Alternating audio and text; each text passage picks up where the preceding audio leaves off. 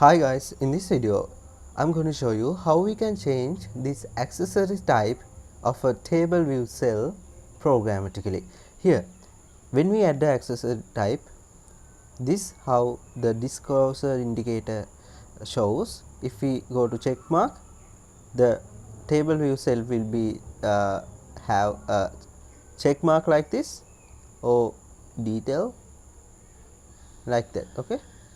So what I will do is just go to code in the view controller and make sure this did select row at function is created for the table view.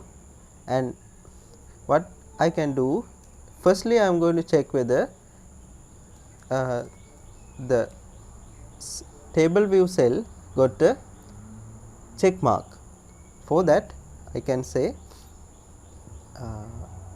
table view dot cell for row at and providing index path and checking it is accessory type is equals to dot check mark.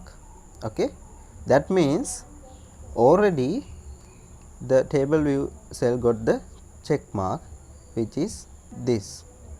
Okay, so if that available there, I am going to set the accessory to something else, because we need to deselect like that.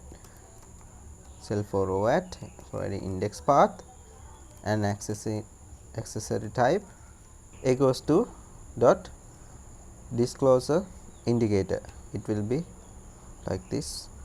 Okay, show you that like this. Okay, now I am going to open the view controller again, and if this condition is false, so we can add the check mark as the accessory type.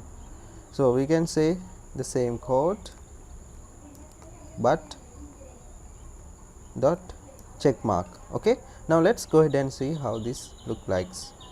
Okay, now I am going to select on a cell, and now you can see we got the check mark, and I am going to re-click on that cell. Okay, and deselect it. Now the thing is, the application is launched, there were no disclosure indicator, so I am going to add that also.